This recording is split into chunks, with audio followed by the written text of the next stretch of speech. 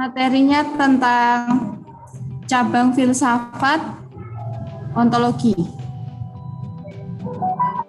Yang pertama, pengertian dari filsafat ontologi. Ontologi merupakan cabang ilmu filsafat.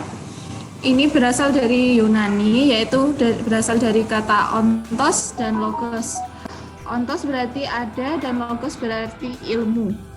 Ontologi merupakan salah satu kajian filsafat yang membahas tentang keberadaan sesuatu yang bersifat konkret. Bisa diartikan ontos adalah hakikat yang ada, pertanyaan tentang apa, dan logos atau ilmu bisa diartikan sebagai sebuah kumpulan pengetahuan yang disusun secara sistematis sehingga bisa sampai disebut dengan ilmu. Ontologi secara sederhana bisa dikatakan ilmu yang membahas tentang apa, ada atau tidak keberadaan atau eksistensi dan hakikat dari terbentuknya manusia, contohnya itu. Misalnya contohnya, apa hakikat sebuah mobil? Nah, mobil adalah sebuah transportasi yang dapat mengantarkan kita ke tempat yang dituju, yang dapat diartikan hakikat sebuah mobil adalah sebuah alat transportasi. Kemudian yang kedua, istilah-istilah dalam ontologi. Ada beberapa istilah-istilah yang digunakan dalam ontologi, yaitu yang pertama yang ada atau being, kenyataan atau realitas atau reality, eksistensi atau existence, esensi atau essence, substansi atau substance, perubahan atau change, tunggal atau one, dan jamak atau many.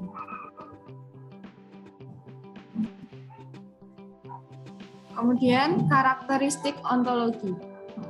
Ontologi adalah kajian tentang arti ada dan berada, tentang ciri-ciri esensial dari yang ada dalam dirinya sendiri menurut bentuknya yang paling abstrak.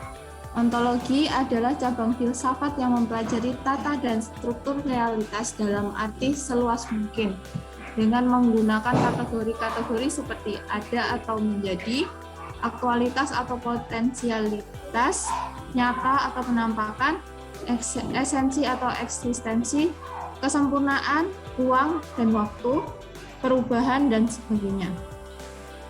Ontologi adalah cabang filsafat yang melukiskan hakikat terakhir yang ada, yaitu yang satu, absolut, bentuk abadi, sempurna, dan keberadaan segala sesuatu yang mutlak bergantung kepadanya. Yang keempat, cabang filsafat yang mempelajari tentang suatu realitas, apakah nyata atau semu, apakah pikiran itu nyata, dan sebagainya.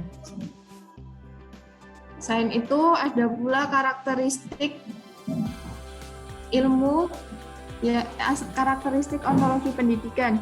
Yang pertama, ilmu berasal dari riset atau penelitian. Yang kedua, tidak adanya konsep wahyu. Yang ketiga, adanya konsep pengetahuan empiris. Yang keempat, itu pengetahuan rasional atau bukan keyakinan. Yang kelima, pengetahuan objektif. Yang keenam, pengetahuan sistematik. Yang ketujuh, pengetahuan metodologis. Yang kedelapan, pengetahuan observatif. Yang sembilan, menghargai asas verifikasi atau pembuktian. Dan yang kesepuluh, menghargai asas eksplanatif atau penjelasan. 11. Menghargai asas keterbukaan dan dapat diulang kembali. Yang 12. Menghargai asas skeptikisme yang radikal. Yang 13. Melakukan pembuktian bentuk kausalitas. 14. Mengakui pengetahuan dan konsep yang relatif atau bukan absolut. Yang ke-15. Mengakui adanya logika-logika ilmiah. Yang kemudian selanjutnya memiliki berbagai hipotesis dan teori-teori ilmiah. Yang ke-17 memiliki konsep tentang hukum-hukum alam yang telah dibuktikan. Yang ke-18 pengetahuan bersifat netral atau tidak memihak. 19 menghargai berbagai metode eksperimen, dan yang ke-20 melakukan terapan ilmu menjadi teknologi. Untuk slide selanjutnya akan disampaikan oleh Mbak Sri Okta. Baik, saya akan melanjutkan selanjutnya, yaitu paradigma ontologi pendidikan. Secara ontologisme, pembahasan pendidikan selalu terkait dengan hakikat keberadaan manusia. Suatu kesimpulan bahwa tanpa manusia pendidikan itu bukan apa-apa atau nothingness. Sebaliknya, tanpa pendidikan, mustahil manusia mampu mempertahankan kelangsungan dan mengembangkan kehidupannya. Jadi, ontologi pendidikan sepenuhnya mutlak berakar dari dalam diri dan keberadaan manusia. Secara ontologisme, manusia berada dalam 3 tingkat hakikat, yaitu yang pertama, abstrak, yang kedua, tingkat potensi, dan yang terakhir, tingkat konkret.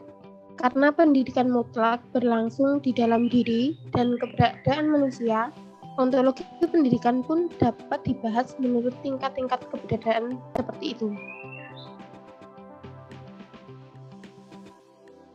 Next, Mbak. Nah, selanjutnya ini merupakan 3 tingkatan tersebut ya. Untuk yang pertama, abstrak. Hakikat keberadaan pendidikan pada tingkat abstrak. Pada tingkat ini, pendidikan bernilai universal, artinya mutlak adanya dan berlaku bagi manusia siapapun, yang ada kapan dan dimanapun juga. Kemudian yang kedua, potensial. Pada tingkat ini, pendidikan adalah suatu daya yang mampu membuat manusia berada dalam kepribadiannya sebagai manusia, bahkan makhluk lainnya, yaitu sebagai makhluk kreatif yang selalu menciptakan segala macam jenis kerangka dan model perubahan yang berguna bagi kelangsungan dan perkembangan hidupnya. Selanjutnya ada konkret. Nah, pada tingkat ini pendidikan terkait secara langsung dengan manusia individual. Dalam hal ini pendidikan adalah daya yang mampu membuat setiap manusia individu berkesadaran utuh terhadap hakikat keberadaan berdasar pada nilai asal mula dan tujuan hidupnya. Pendidikan ini membuat setiap individu mampu merancang bangun teori-teori perubahan yang bernilai bagi kelangsungan dan perkembangan kehidupan individualnya. Next. Nah, di sini terdapat aliran-aliran ontologi. Yang pertama ada monoisme, yaitu merupakan aliran yang menganggap hakikat asli dari keseluruhan kenyataan itu hanyalah satu saja dan tidak mungkin ada dua, baik yang berupa materi maupun rohani, pada dasarnya hanya memiliki satu sumber asal. Yang kedua adalah paralisme atau dualisme. Aliran ini merupakan kebalikan dari paham monoisme. Paham ini menyatakan bahwa hakikat yang ada itu ada dua. Benda terdiri dari dua macam sumber sebagai hakikatnya, yaitu hakikat materi dan hakikat rohani. Contoh yang jelas tentang kerjasama dua hakikat itu yaitu dalam diri manusia. Selanjutnya,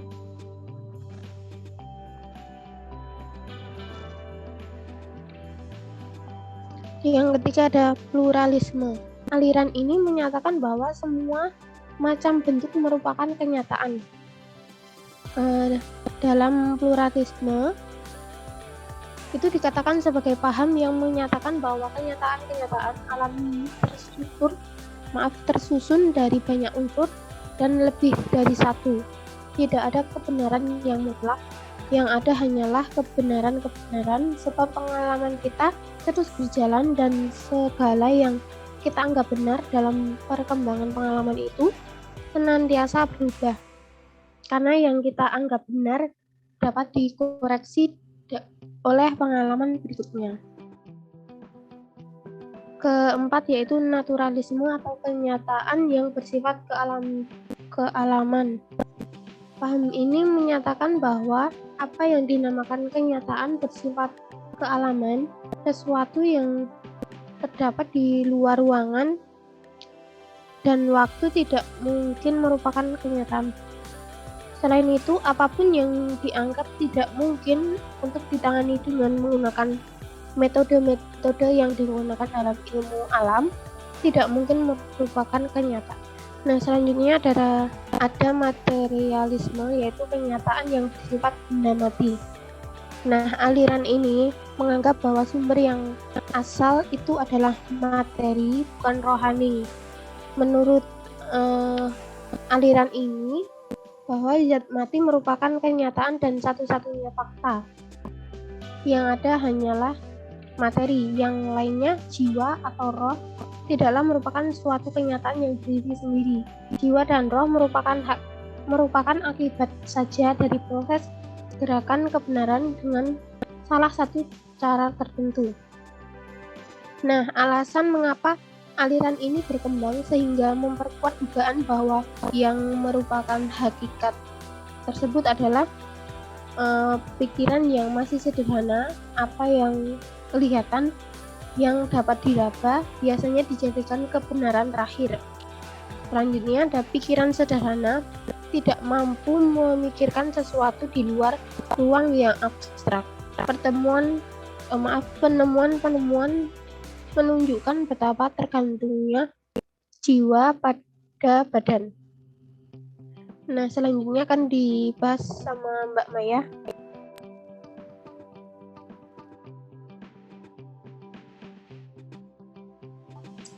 Yang selanjutnya yaitu idealisme, kenyataan yang bersifat rohani. Aliran idealisme dinamakan juga dengan spiritualisme.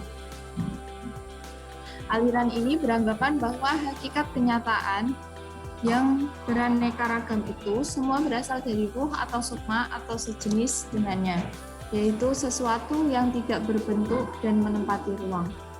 Materi atau zat itu hanyalah suatu jenis dari penjelmaan rohani.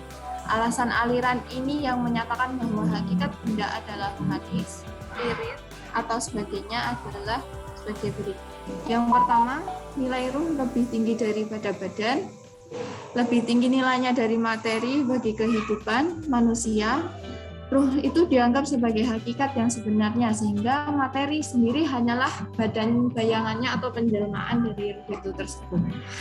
Yang kedua, manusia lebih dapat memahami dirinya daripada dunia luar dirinya. Yang ketiga, materi ialah kumpulan energi yang menempati suatu ruang, benda tidak nyata, yang ada energi itu saja. Yang keempat, dalam perkembangannya, aliran ini ditemui pada ajaran Plato dengan teori idenya. Menurutnya, tiap-tiap yang ada di alam mesti ada idenya, yaitu konsep universal dari tiap sesuatu. Alam nyatanya menempati ruangan ini hanyalah berupa bayangan saja dari alam ide itu. Jadi, idealah yang menjadikan hakikat sesuatu menjadi dasar wujud sesuatu. Yang ketujuh, agnostisisme. Paham ini mengingkari kesanggupan manusia untuk mengetahui hakikat benda, baik hakikat materi maupun hakikat rohani. Kata agnostisisme berasal dari bahasa Greek agnostos, yang artinya berarti unknown atau tidak tahu.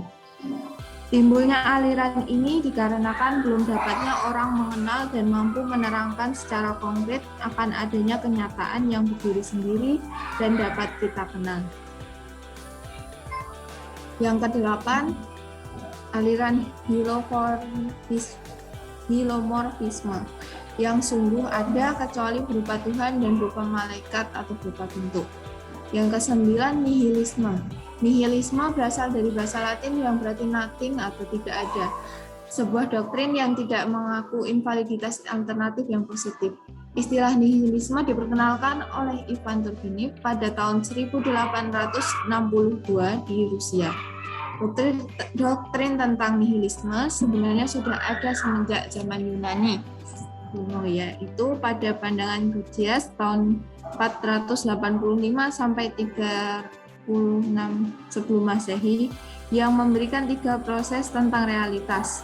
Pertama, tidak ada sesuatu pun yang eksis. Kedua, bila sesuatu itu ada, ia tidak dapat diketahui. Dan yang ketiga, sekalipun realitas itu dapat kita ketahui, ia tidak akan dapat kita beritahukan kepada orang lain. Kemudian tokoh lain dari aliran ini adalah Friedrich Nietzsche. Dalam pandangannya, dunia terbuka untuk kebebasan dan kreativitas manusia. Mata manusia tidak lagi diarahkan pada suatu dunia belakang atau di atas dunia di mana ia hidup. Contohnya dari ontologi sendiri, contoh dari paradigma ontologi filsafat menghendaki sesuatu yang bersifat rasional sehingga menghasilkan hipotesis yang rasional pula. Nah, setelah menemukan hipotesis yang rasional, maka dibuktikan dengan secara empiris, sebagaimana mengikuti metode ilmiah. Metode ilmiah merupakan metode yang membuktikan bahwa suatu hal tersebut bersifat logis, kemudian menarik hipotesis yang disertai dengan bukti empiris. Nah, contoh ontologi yang sudah umum diterapkan dalam kehidupan sehari-hari, yaitu contohnya meja. Nah, dalam ontologi meja yaitu menggunakan realitas tentang meja. Realitasnya adalah terdapat gambaran atau ide yang membuat kita mengenali bentuk sebuah meja itu. Jadi tidak peduli beberapa banyak model meja yang ada, tidak peduli berapapun ukurannya atau warnanya dan fisiknya yang berbeda, benda tersebut tetaplah dikatakan sebuah meja. Inilah yang menjadi realitas dari ide dan gambaran yang ada. Sekian presentasi dari kami. Terima kasih kepada Mbak Sri Okta sama Mbak Maya sudah memaparkan materinya. Baik, sekarang saya buka sesi tanya jawab kepada teman-teman yang ingin bertanya, silakan raise hand.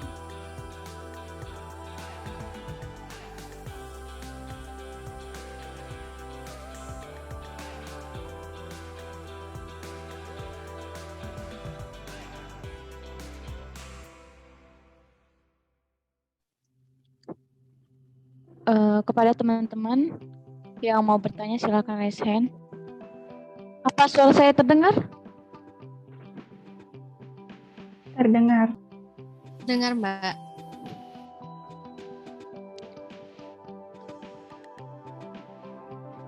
Terima kasih kepada Mbak Sri Okta dan Mbak Maya sudah memaparkan materinya. Silakan teman-teman yang mau bertanya, raise hand.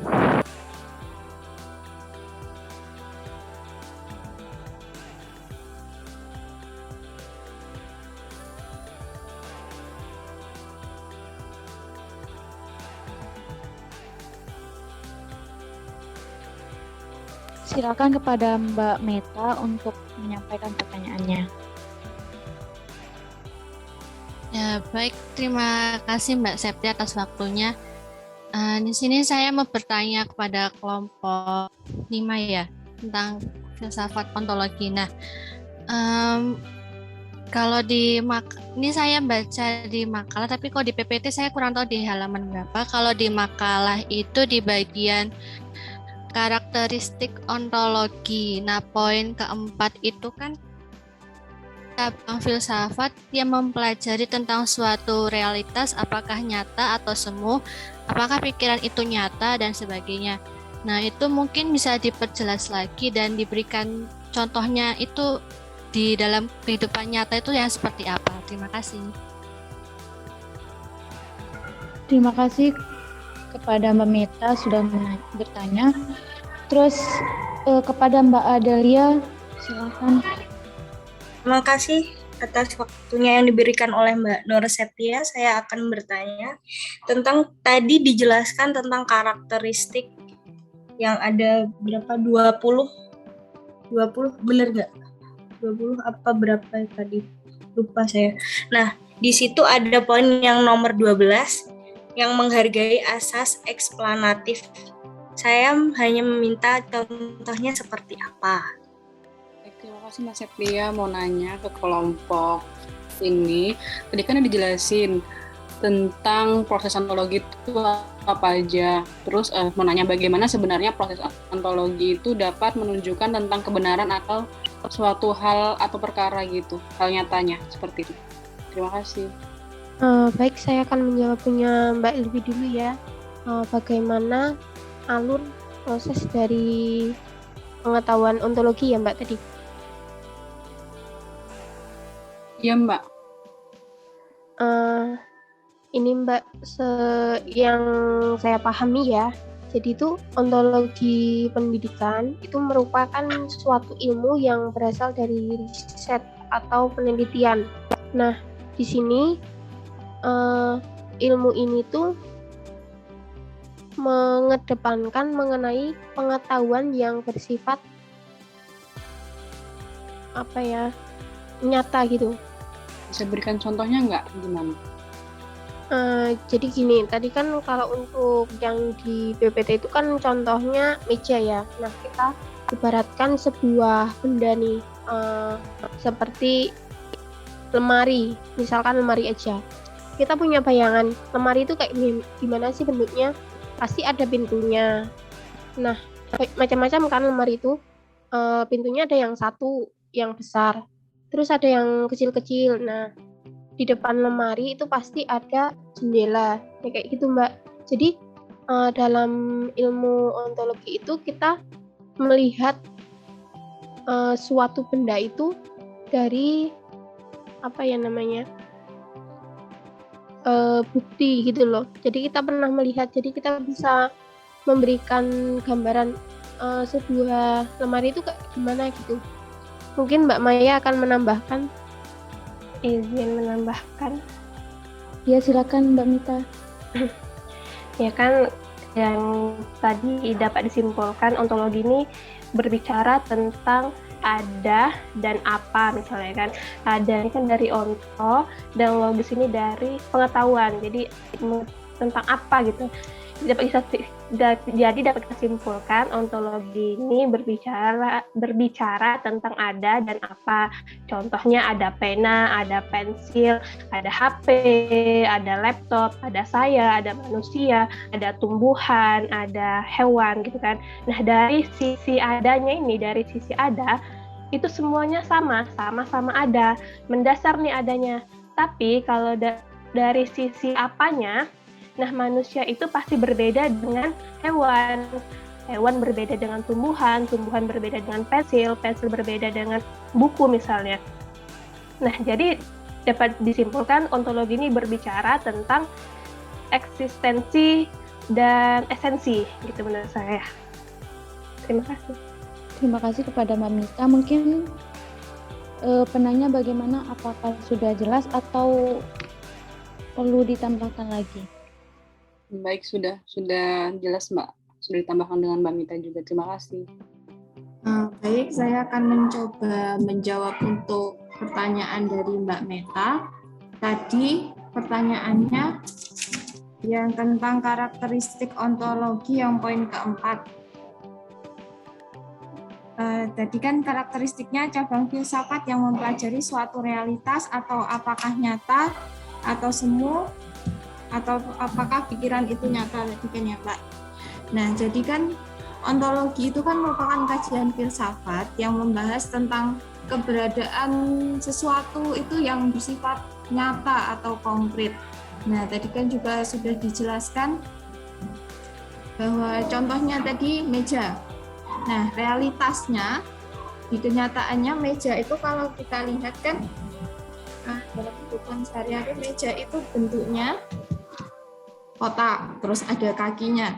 Nah, dari situ kan kita punya gambaran atau ide yang membuat kita mengenali, oh itu ya itu toh yang disebut meja. Itu meja itu yang bentuknya ada perseginya misalkan atau bentuk lingkaran dan memiliki kaki. Jadi di dalam pikiran kita sendiri itu kita punya gambaran bahwa realitas dari suatu benda itu memiliki karakter-karakter tertentu. Nah, misalnya saja kan tadi meja itu ada banyak model, jadi tidak peduli berapapun kekurangannya atau warnanya, misalkan ada yang bundar atau persegi, nah itu tetap dikatakan meja. Jadi di sini kita sudah ada gambaran dari realitasnya bahwa suatu benda itu dikatakan ya benda itu sendiri tadi, seperti itu Mbak. Jadi karakteristiknya itu tadi misalnya seperti itu Mbak. Jelas. Terus yang dan sebagainya itu contoh yang lain apa bagaimana? Kan masih ada yang lain dan sebagainya itunya. Dan sebagainya itu Ya cuma itu Mbak, hanya itu realitas nyata atau semu, dan apakah pikiran itu nyata saja seperti itu Mbak. Aduh. Boleh menambahkan, Mbak? Ya boleh. Untuk karakteristik ontologi yang keempat itu, yaitu cabang filsafat yang mempelajari tentang suatu realitas, apakah nyata atau semu, apakah pikiran itu nyata, dan sebagainya. Maksudnya, misalnya kita melihat sebuah pohon. Nah, kalau kita melihat berarti itu nyata. Kita pemikiran kita akan pohon itu berbuah, misalnya buahnya besar. Nah,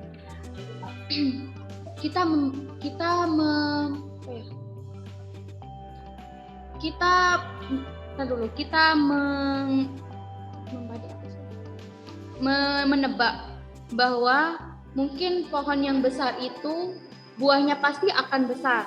Nah, tapi apakah pikiran kita itu nyata? Nah, kita buktikan dengan melihatnya lagi, melihat dengan detail apakah pohon itu berbuah kecil atau berbuah besar. Nah, itu merupakan cabang filsafat yang mempelajari tentang suatu realitas, apakah nyata atau semu. Kalau nyata, bisa kita lihat bahwa pohon itu, ternyata buah pohon itu berbuah besar. Tapi kalau semu mungkin karena ketidakjelasan dari sebuah ilmu, karena kita ketahui bahwa ontologi itu merupakan suatu kejadian filsafat yang membahas tentang keberadaan sesuatu yang bersifat konkret atau bersifat nyata yang bisa kita lihat. Ya, mungkin teman-teman yang lain akan menambahkan atau gimana?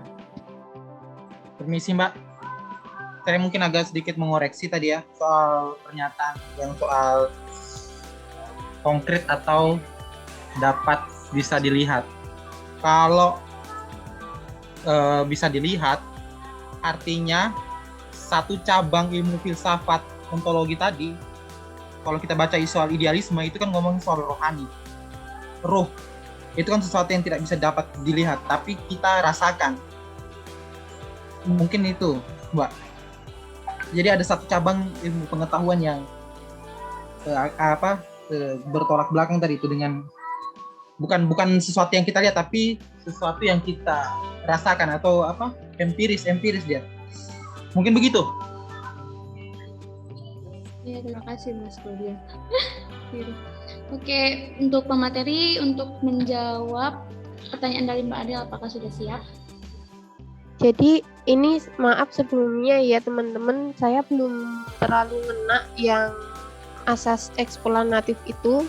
Namun yang saya tahu itu asas eksplanatif itu seperti asas yang menjelaskan atau memperjelas mengenai suatu hal. Jadi kalau misalkan yang saya tangkap itu menghargai asas eksplanatif itu merupakan contohnya ya. Jadi kita misalkan bertanya, jadi kita misal kita tanya, kamu tahu nggak sih arti dari sebuah kata, misal pohon ya, kamu tahu nggak arti kata sebuah pohon? Nah, mereka nanti menjelaskan bagaimana pandangan mereka mengenai sebuah pohon. Jadi mereka menjelaskan dan nanti kita kayak menghargai, oh gitu pemikiran mereka mengenai sebuah kata pohon. Jadi kita lebih menghargai seperti itu sih Mbak, menurut saya. Mungkin dari teman-teman atau Mbak Maya mau menambahkan? Saya mungkin coba menggambarkan satu contoh mungkin ya. Ya silakan Mas. Oke, terima kasih Mbak Nur.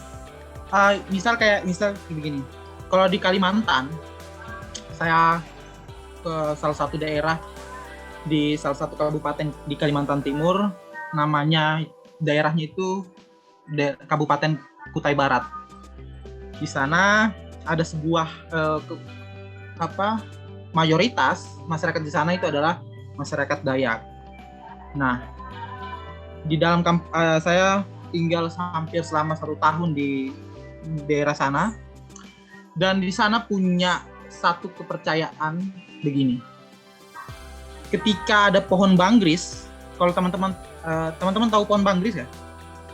Jadi kalau pohon banggris itu ada satu pohon besar, tinggi. Nah, dia yakin dan dia secara kerohanian dia percaya bahwa di dalam pohon itu ada roh-roh nenek moyang yang ada tinggal di pohon-pohon tersebut. Nah, maka untuk menebang pohon itu harus dilakukan acara adat terlebih dahulu. Jadi tidak boleh menebang pohon secara sembarangan.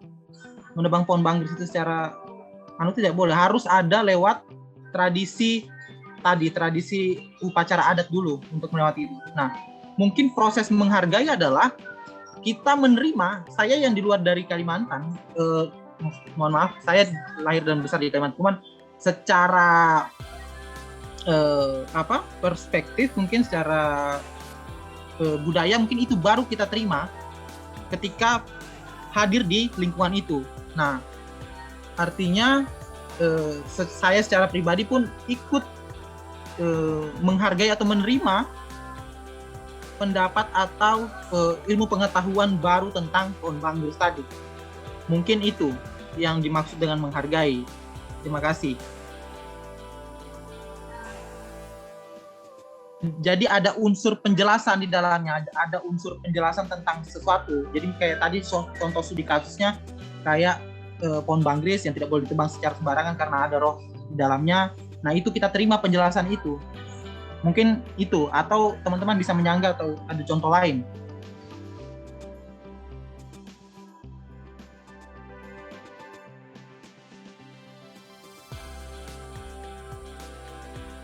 Mungkin ada tambahan dari teman-teman yang lain, silakan. Baik, untuk sesi tanya jawab kedua dibuka untuk 3 orang penanya, silakan raise hand. Oke, terima kasih Mbak Septi untuk waktunya. Saya izin bertanya. Yang pada di poin 8 itu kan ada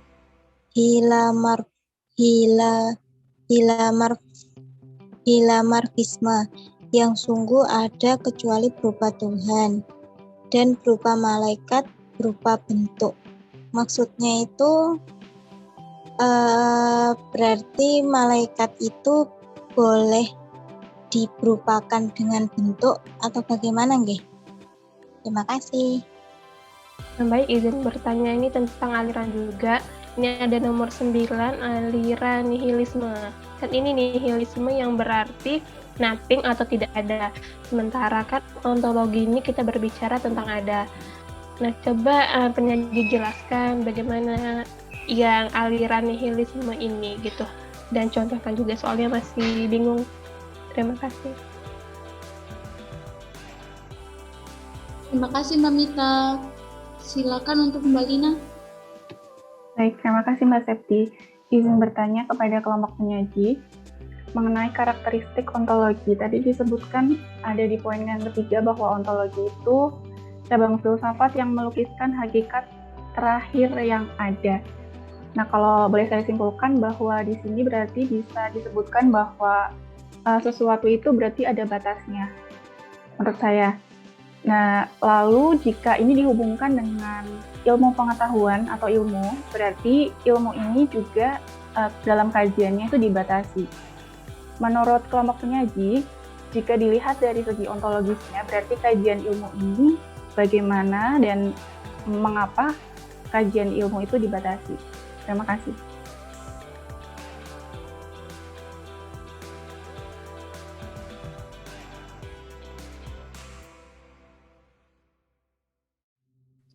Terima kasih Mbak Lina. Ada Mas Claudion juga nih. Apakah nanti atau gimana teman-teman dari kelompok penyaji? Mungkin 3 dulu aja, Mbak. Baik. Mas Claudion? Oke, baik. Untuk kelompok penyaji, untuk menjawab pertanyaan dari Mbak Eti, Mbak Mita, sama Mbak Lina. Baik, saya akan coba jawab pertanyaan dari Mbak Eti Navia. Tadi yang ditanyakan itu kan aliran dari hilomorfisme. Jadi hilomorfisme itu adalah suatu paham yang menyatakan aspek dari material dan mental. Jadi aspek yang berupa benda dan juga dari pikiran juga. Nah, tadi dikatakan dalam hilomorfisme itu yang sungguh ada kecuali berupa Tuhan dan berupa malaikat atau berupa bentuk. Jadi malaikat tadi kan ditanyakan malaikat apakah dapat dikatakan berupa bentuk atau bagaimana, itu kan ya Mbak. Nah, jadi itu kan kecuali. Berarti yang dalam ini seperti Tuhan dan malaikat itu tidak diwujudkan dalam bentuk. Jadi paham ini kan tadi menyatakan aspek material dan juga mental. Dari secara pandangan malaikat dan Tuhan itu tidak dinyatakan dalam bentuk, tapi itu benar-benar ada atau konkret dari sisi mental atau pikiran dari seseorang. Jadi malaikat itu tidak dinyatakan dalam bentuk, tapi hanya dalam pikirannya saja, tapi memang itu sudah konkret atau nyata di dalam suatu pikiran manusia. Mungkin seperti itu Mbak Novi, atau ada yang mau menambahkan? Izin bertanya sebentar. Ya silakan Mbak Mita. Ya tadi kan Mbak Maya jelasin bahwasanya ontologi ini ada berdasarkan mental ya tadi. Itu maksudnya gimana ya? Jadi kalau hilomorfisme itu berdasarkan mental juga, jadi nggak cuma hanya materi atau yang bisa kita lihat dalam tadi contoh konkret berupa benda, tapi kan di pikiran kita juga ada yang ditanamkan. Misalkan tadi kalau Tuhan itu seperti ini, kalau malaikat itu seperti ini, jadi itu di dalam mental atau pikiran kita sudah tertanam seperti itu, walaupun tidak ada bentuk secara kasat mata yang bisa kita lihat seperti itu. Tapi tidak boleh diibaratkan dalam bentuk. Mau tanya, Mbak, Mbak.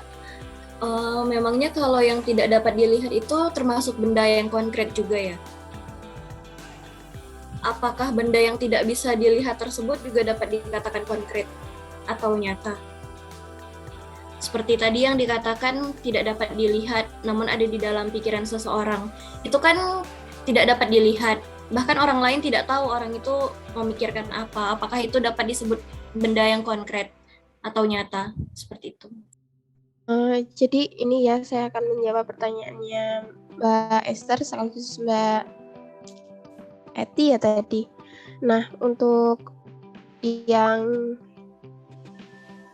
aliran hilomorfisme.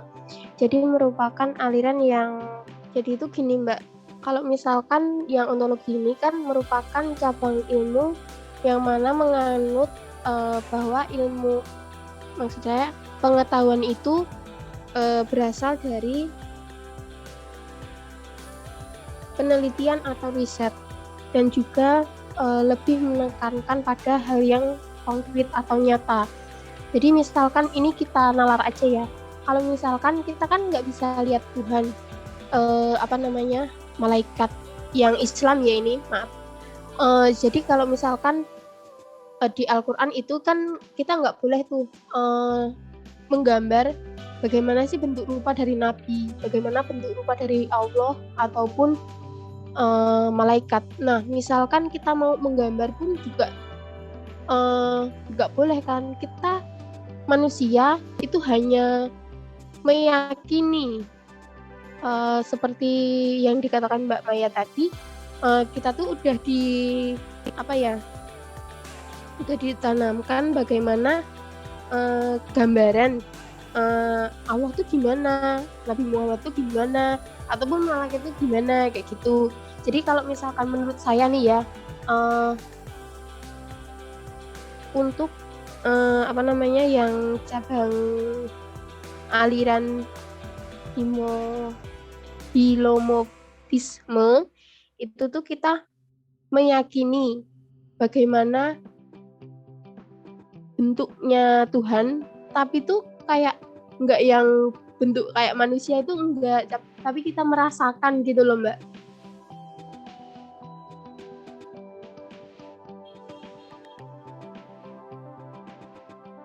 Baik, izin menambahkan teman-teman.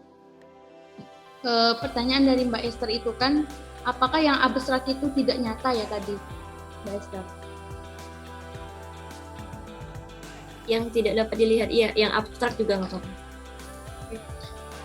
Saya beri contoh tentang energi ya.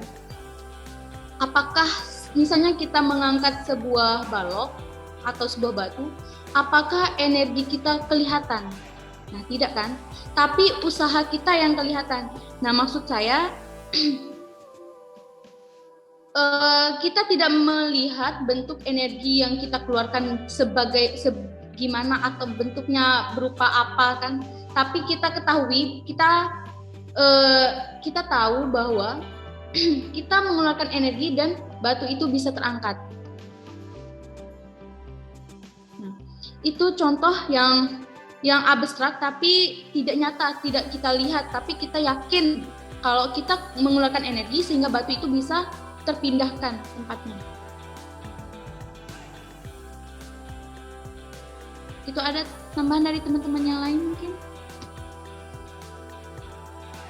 Mungkin Mbak Nur, saya izin menambahkan sedikit. Ya, silakan Mbak Nur. Jadi seperti yang kita tadi perdebatkan masalah heliomorfisme ini, nggak tahu ya yang mana yang benar, tapi di pencarian Google tulisannya tuh heliomorfisme, bukan hylomorfisme. Tapi nggak tahu saya beda maksud atau sama aja cuma salah tulis, nggak tahu juga. Jadi di sini dijelaskan heliomorfisme ini adalah teori dari Aristoteles yang berarti sesuatu yang berlangsung terus di dalam setiap perubahan, tetapi ia sendiri tidak berubah. Contohnya tadi apa? Tuhan tadi dia berlangsung pada setiap perubahan, tetapi dia sendiri nggak berubah. Contohnya lain tuh kayak di sini ada dikasih contoh warna putih beruang kutub. Nah, dijelaskan dari kecil, dari bayi, dari berabad-abad lalu setelah adanya beruang kutub itu kan emang benar-benar warna putih. Nah, ada perubahan zaman kan. Nah, tapi warna putih dari beruang kutub itu nggak berubah. Dan sama-sama fungsinya menjadi untuk kamuflase di daerah kutub sana. Itu sih yang menjelaskan apa itu heliomorfisme. Jadi heliomorfisme sendiri yang berarti sesuatu yang berlangsung terus-menerus, tetapi dia sendiri tidak berubah gitu. Tapi dia menghadapi perubahan, tapi dianya sendiri tidak berubah. Tadi makanya dikasih contoh oleh kelompok Mbak Sri Okta tadi, kalau misalnya di situ ada Tuhan dan ada malaikat, karena Tuhan dan malaikat itu kan termasuk penjelasan teologis, dan penjelasan teologis itu yang masuk juga ke dalam logika si heliomorfisme itu sendiri.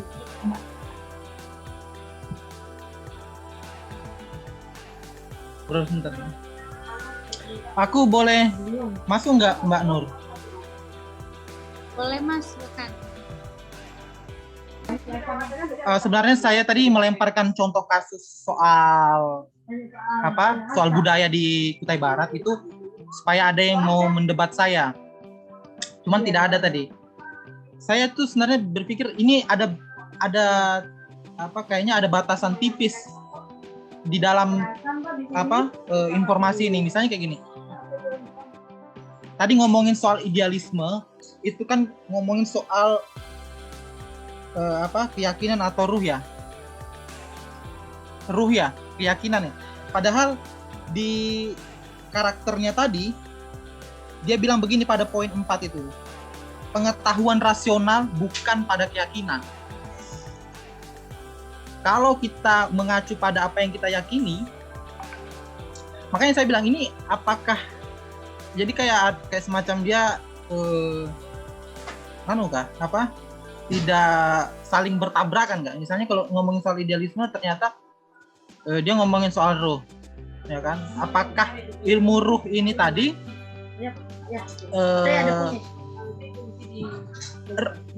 ruh ini saya tidak tahu ya, apa kita dapat pelajari di mana, dapat gambaran ruh soal ilmu pengetahuan tentang ruh ini kan di agama, terus di kebudayaan sehari-hari mungkin ya, soal budaya nenek moyang kita, soal alam, soal itu.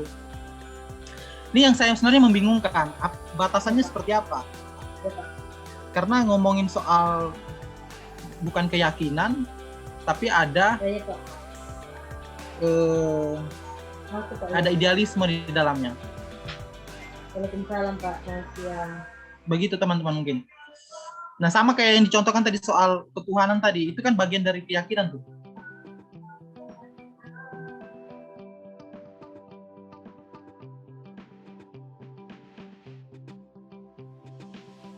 Terima kasih Mas Kaulion.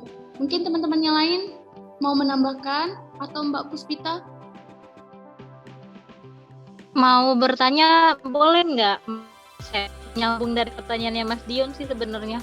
Oh iya, silakan. Kan di sini itu kelompok 6 yang karakteristik itu yang nomor 2 itu tidak ada konsep wahyu. Nah, pertanyaan pertamanya itu ontologi pendidikan tuh bisa nggak sih sebenarnya kita mengaitkan dengan proses pembelajaran? Ataupun bisa nggak itu berhubungan dengan pembelajaran? Nah, kalau misalnya itu bisa berhubungan, kan kita waktu SD, waktu SMP, waktu SMA kita belajar tentang agama.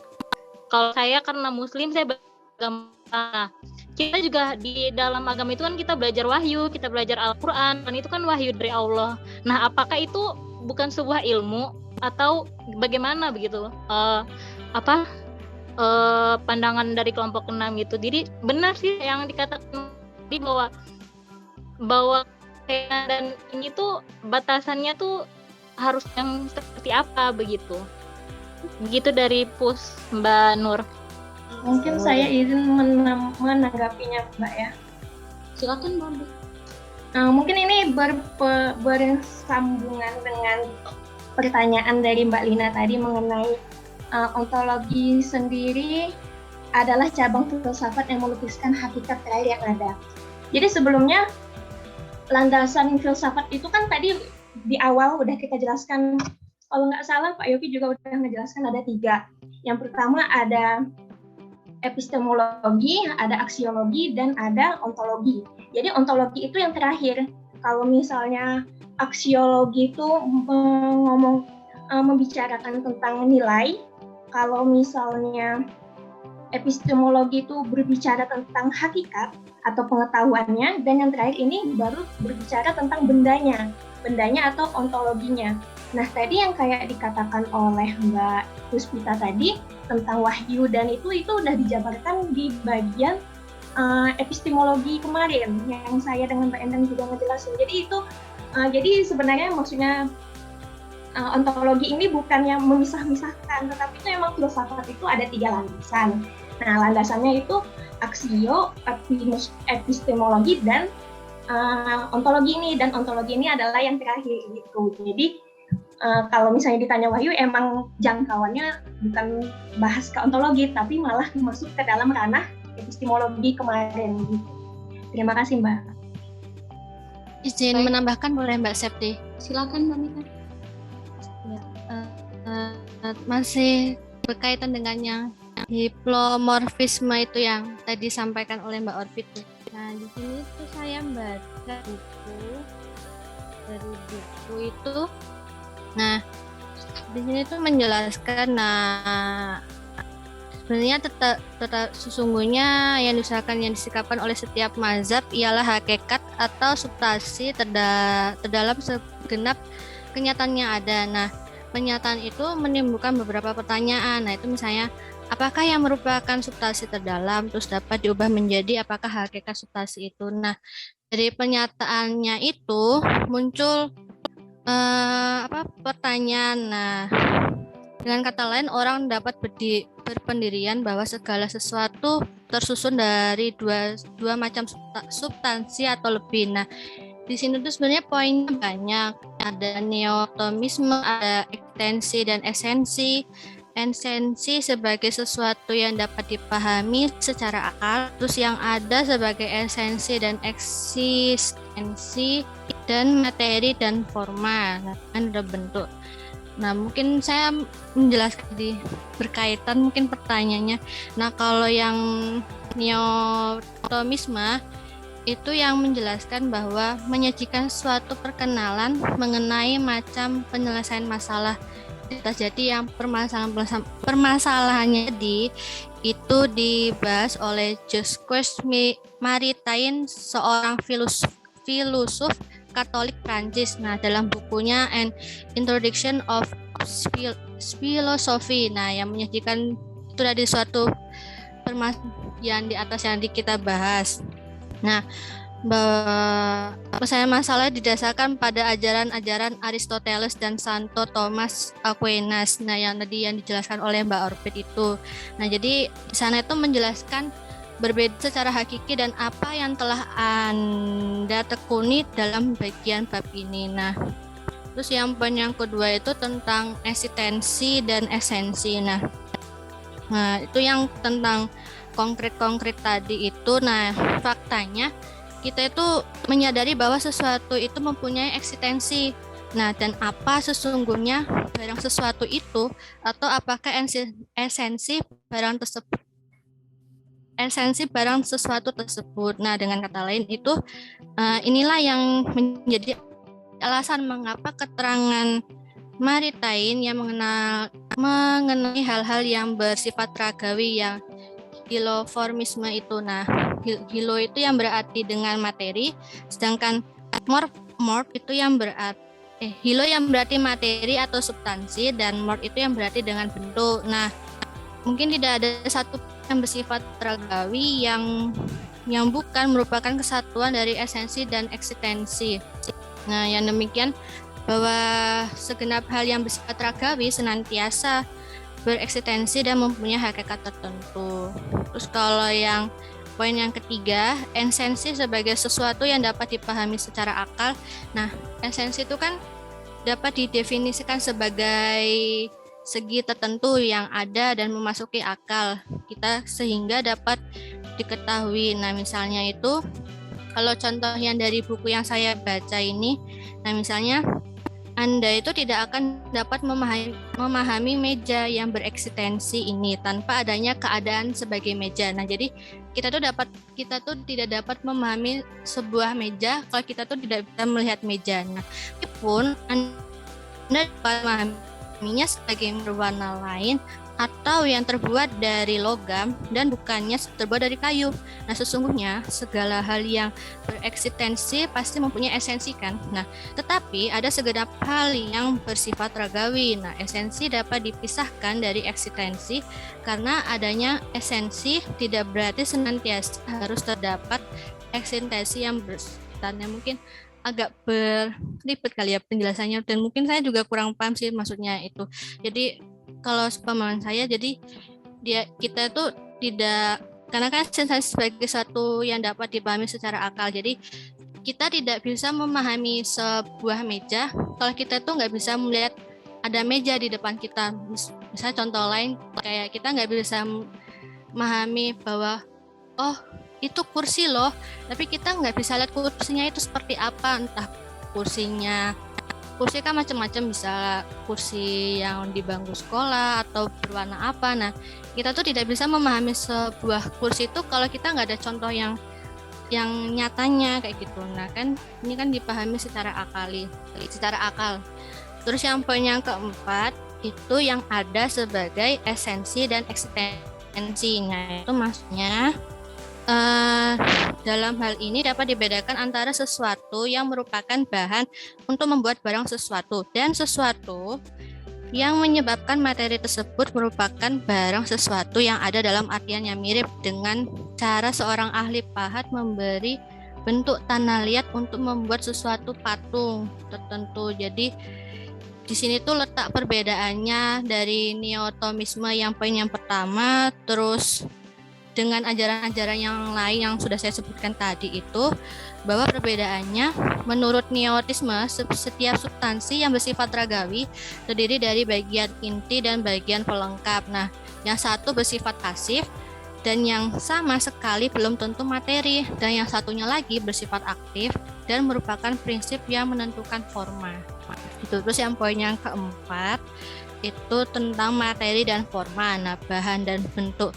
Yang tadi pertanyaannya siapa ya, yang bentuk-bentuk tadi itu, nah itu sesuatu yang menyebabkan barang sesuatu menjadi barang sesuatu tertentu dinamakan bentuk hakiki atau bentuk substansial. Nah, bentuk itu, bentuk yang demikian itu kan tidak ada. Nah, tidak ada atau dapat ada. Nah, apabila dipisahkan dari materi yang menerimanya, ini kan merupakan jenis bentuk yang lain yang dapat ada atau yang ada tanpa materi. Nah, mungkin bisa saya simpulkan bahwa untuk memperjelaskan uraian yang tadi itu, nah misalnya perhatikanlah diri kita sendiri. Nah, kita tuh kan dapat membedakan diri kita dengan eksistensi dan sebagai esensi. Nah, esensi kita ialah apa yang terdapat dalam diri kita sendiri. Nah, kan yang tahu kan cuma kita sendiri, orang lain kan belum tahu kita tuh seperti apa. Nah, yang kadang-kadang dinamakan dengan kepribadian. Nah, jadi kan kepribadian itu kan yang tahu hanya kita, orang lain kan belum tahu kepribadian kita itu seperti apa. Nah, kita tuh mungkin dapat kehilangan kaki atau mungkin menyemir rambut kita, mungkin ada yang mengubah bentuk lahir, misalnya ada telala di muka terus dia operasi. Nah, itu kan yang tahu cuma kita doang, orang lain kan belum tahu.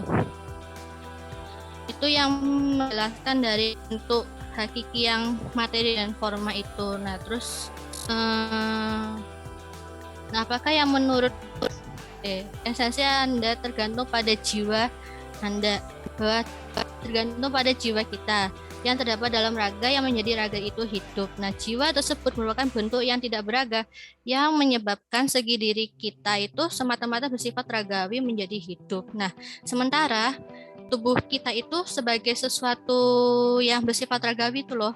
Nah, terbuat dari substansi prima yang telah mendapatkan bentuk-bentuk hakiki. Nah, jika jiwa kita itu dapat